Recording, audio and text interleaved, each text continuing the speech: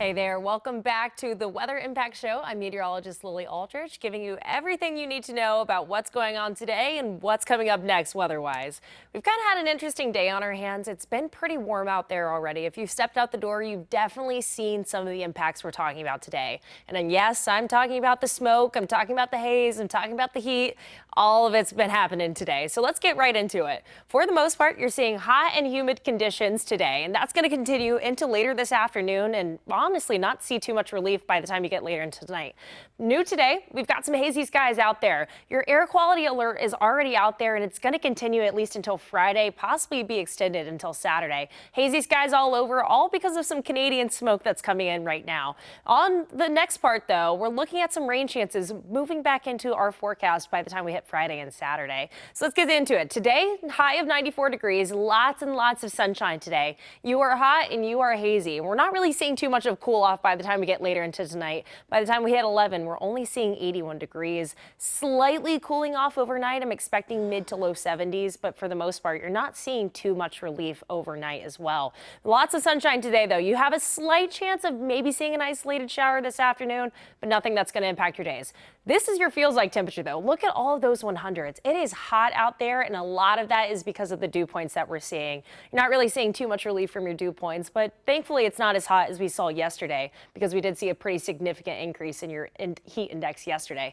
Today, looking at a mid-humid 60s for your dew point, and that's going to kind of continue out for the rest of the week. We do have some chances of seeing a little bit more of a muggier day by the time we hit Saturday and then again next Tuesday, but we do have a slight chance of seeing some relief by the time we get into the mid parts of next week. Here's all of that haziness, the smokiness that I've been talking about. It's all thanks to some Canadian wildfire smoke that we're seeing that we're actually going to detail out later in the show. But you can just see all of that near ground smoke. It's impacting us pretty significantly. This is Saturday at 2 p.m. Thankfully, with kind of that rain chances that we possibly will be seeing, we might see a little bit of relief, but thankfully here in Columbus and central Ohio, we're not really seeing too much of the impacts. You just got to be mindful if you are sensitive to any kind of outside pollutants. Just keep in mind that it is going to be a little hazy out there, especially for your morning time hours. This is your air quality alert for tomorrow. All of this red is generally the unhealthy zone. This is unhealthy for everybody. The yellow and oranges like that you see over in western Ohio and closer to Pennsylvania, those are more of the unhealthy for sensitive groups. So if you are going out anytime tomorrow, keep this in mind. It's honestly not a good idea to stay out for too long because of this air quality. Just keep that in mind if you are going out. Thankfully, we do have rain back in our forecast that's going to start to kind of clear a lot of that out of the way. Friday, you have a slight chance of seeing some showers tomorrow. Saturday, the better chance of seeing some afternoon showers. And then we kind of get back into that weird summertime pattern of like, hey, you've got a pop up in the afternoon. It's hot, it's humid. But for the most part, Saturday is when we're looking for the best chance of rain. Let's time that out for you. We're clear pretty much most of the day. This is around 8 p.m. That's that slight chance of maybe seeing a shower later this afternoon. Not expecting it to be too impactful at all. You might just see a little drizzle. You're clear out for most of your Friday, and then around 8 p.m. Friday night, you might have clouds and a couple of showers returning into your forecast. Again, not really too much I'm seeing for a big impact. Clears out by the time we hit Saturday, though. This is what I want you to keep an eye on.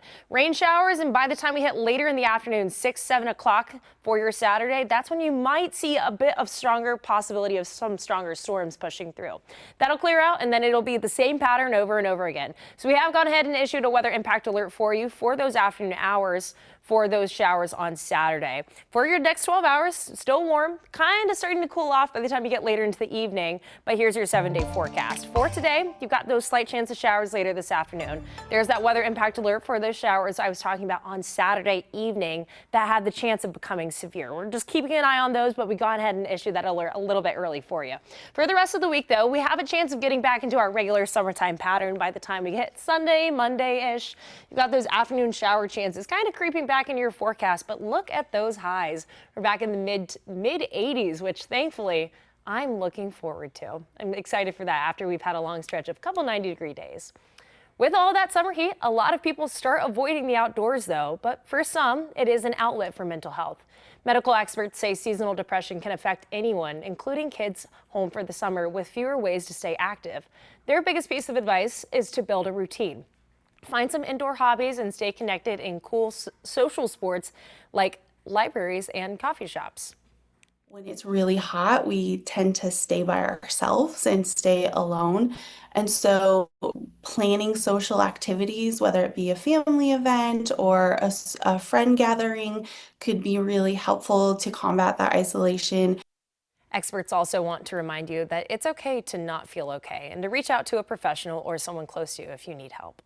And with all this talk about the heat, it's another good time to remind you about our Beat the Heat fan drive. Remember, when temperatures rise this summer, you can help a neighbor stay safe. Join 10TV, 97.1 The Fan, and Life Care Alliance for our annual Beat the Heat fan drive. You can drop off a new box fan at any Franklin County fire station or make a donation through Life Care Alliance. Every donation helps keep someone cool. So text the word FAN to 614-460-3345 to find out how to donate. And we'll send that information right to your phone. And together, we can help everyone beat the heat. Of course, outside of the fans and the AC, it's also worth looking at other ways to lower the temperatures in your home. Jeff Wagner from CBS station WCCO has that story. When I get home from work in the evening, my first thought is dinner. So I might fire up the oven or the stove, then I'll maybe head downstairs and start a load of laundry. And when it's all said and done, I'm probably running the dishwasher. I think I'm being efficient. My home during this heat wave would disagree. Which appliances produce the most heat in a home? Good question. I think people realize that they're generating some heat, but they might not realize just how much heat they're generating inside their homes. Dan Rasmussen is a senior marketing manager at Xcel Energy. So the biggest heat producing culprits or appliances in our homes are our oven and stovetop, our clothes dryer, and our dishwasher. When those are running, your AC is having to work extra hard to combat the heat that those are generating. That means instead of cycling off, AC units will keep running for longer stretches as they try to cool the heat emanating from kitchens, laundry rooms, and spaces nearby. And our appliance use often coincides with the hottest part of the day. It's that peak part of the middle afternoon that your AC is just working overtime. So how can we ease the appliance strain on our AC? Two ways. Change up the timing and change up the methods. The best time to use these appliances are earlier in the morning, let's say before 11 a.m. or in the evening, maybe after 8 p.m., just when that outside temperature starts to ease off. When it comes to changing the methods, you can grill your food or use a slow cooker instead of the oven or the stovetop, and you can dry your clothes on a rack or a clothesline outside instead of using the drying machine. You know, another one in Minnesota here, it's hot and it's humid, so many of us have a dehumidifier running in our basements. Those produce so much heat, way more than you would think, so consider trying to run those overnight or forgo having those on during a heat wave. Electronics like TVs, gaming consoles, and computers produce heat at a smaller rate, but collectively they add up, especially if they're all running in one room. Managing their use, and more importantly, larger appliances, might not be as important on mild days, but those are hard to find amidst a steamy summer. With photojournalist Jose Pascual, Jeff Wagner, WCCO News.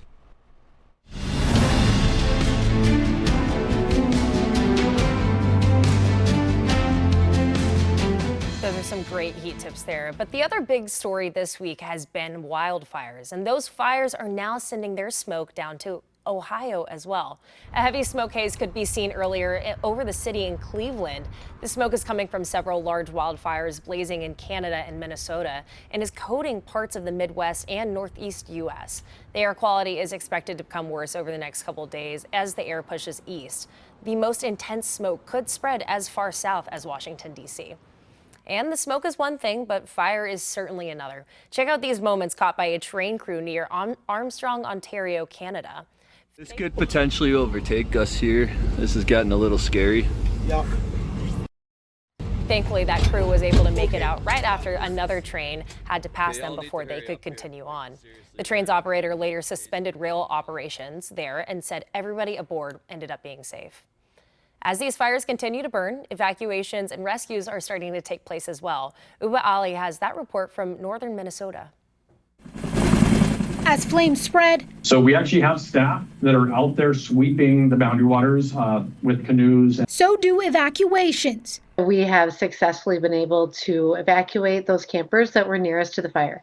That group of 11 teenagers and 4 guides were forced out of Wabakimi Provincial Park in Ontario, about 170 miles north of the Minnesota border, when conditions made moving forward dangerous. Yes, there were some fires around us. Some of it was also that fires had moved through. So they waited in a safe area. Michelle Tigan, who leads adventure and well-being for YMCA of the North, says rescue teams watched the conditions before moving in. It took some time due to weather patterns to be able to get a pickup, and so we heard from them on Monday, and then they were evacuated today.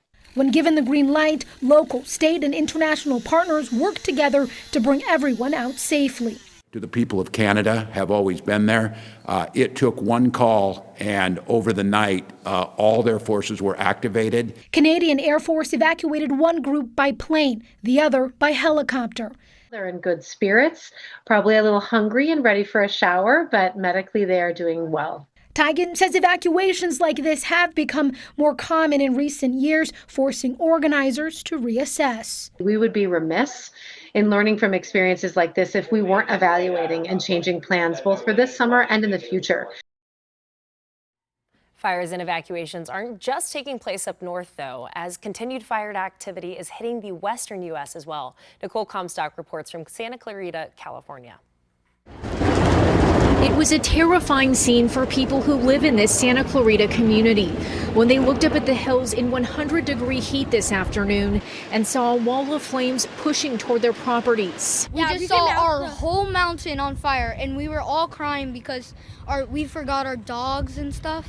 All of us called our parents, and we all went back to the antique store because it was getting really hard to breathe because it was very smoky. These kids say it totally freaked them out. We went to the bowling alley, and they let us evacuate there. One of them started recording while his family evacuated and caught flames on the hill, as well as ground crews getting into place. At one point, a nearby preschool also had to be evacuated.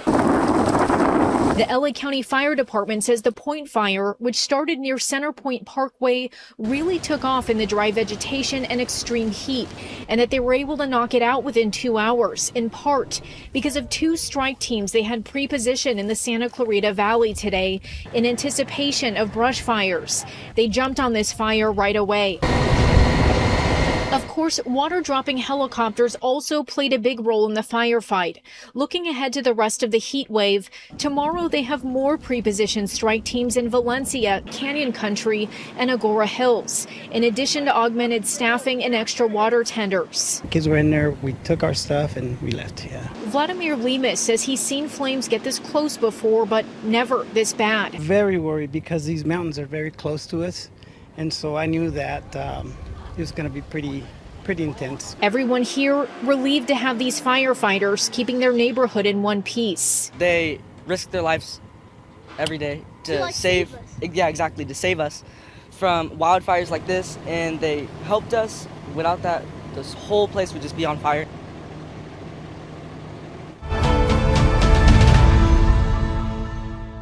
Thankful for those emergency people over there.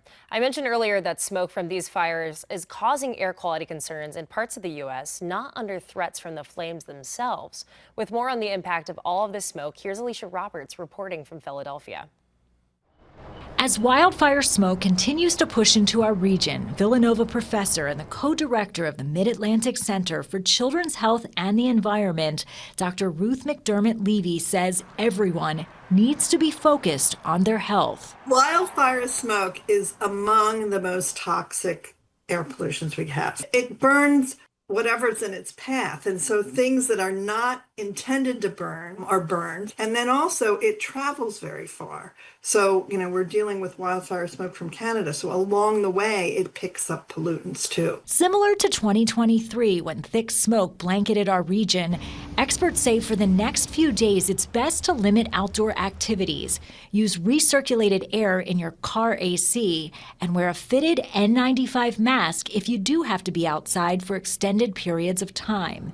Those with pre-existing conditions should also pay extra attention to the warning signs. Initially, people may complain of a scratchy throat, itchy eyes, maybe a stuffy nose. Experts say for now they will be monitoring conditions closely, urging everyone to take care of one another until the threat passes. This is a time to look out for each other and remind each other, do you need to be outside? Are there other things that you can do inside? If people are starting to act strange or complain of chest pain or shortness of breath, get them to the emergency department because the emergency departments are getting ready. Alicia Roberts, CBS News, Philadelphia.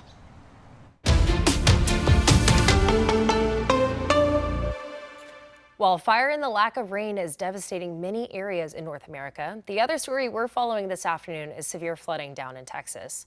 This video here shows severe flooding in Kerr County, Texas, earlier today. These conditions have prompted a local state of emergency as water rescues are underway. Another piece of footage shot by a drone in Texas shows the scale of the flooding, along with the impacts to homes in the area, some already being underwater.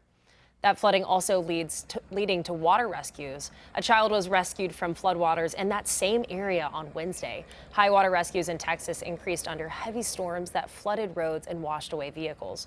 According to Texas Parks and Wildlife Department spokesperson, Texas game wardens rescued over 40 people and counting. With more on these flooding conditions, here's CBS's Jason Allen.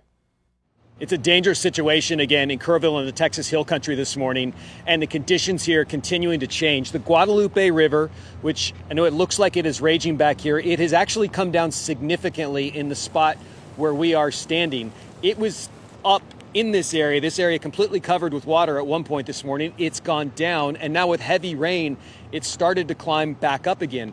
There are river gauges down to the south, down to the Comfort area, where the National Weather Service said that they noticed a 16-foot rise in the water level in just 30 minutes. That only gives you a few minutes once you realize that it's flooding to get out of the way. The National Weather Service using very strong language to describe what's happening, saying there's likely catastrophic flooding. And we have seen debris floating by in the Guadalupe River. We have also now started to see helicopters flying up and down the length of the river, much like we saw a year ago when those floods happened, the deadly floods on the 4th of July. So they're flying the banks, they're looking in the treetops, they're looking on the riverbanks for anybody who may have been caught in the flood, couldn't get out, and is still looking for help.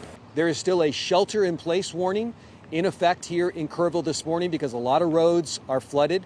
There has been water that has gotten into structures. They don't want people moving around while they surge more resources into this area. And it continues to rain. And all of that rain and that runoff moves into these creeks and rivers, and the situation continuing to change and develop here in the Texas Hill Country. Back to you. Let's switch gears now and check out some new video here into us at 10 TV.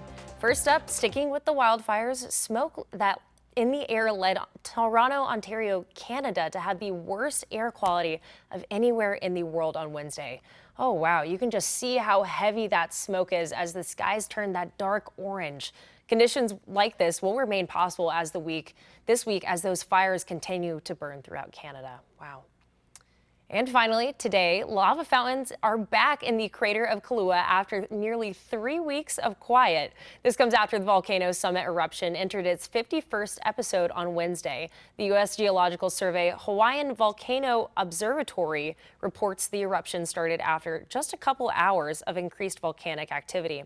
Residents are being warned that volcanic ash could come downwind due to changes in the weather. Scientists also say that sulfur dioxide gas and carbon dioxide gas are being released from the eruption. Oh my goodness, look at those visuals though. That's a crazy volcano. Well, that's pretty much it. Let's take one little recap of our forecast here today. You do have pretty sunny skies out there. That Canadian wildfire smoke still making our skies look pretty hazy, not nearly as bad as some parts of northern Ohio, though. We're still topping off right around 95 degrees. Warm tomorrow, slight chance of showers, better chance on Saturday.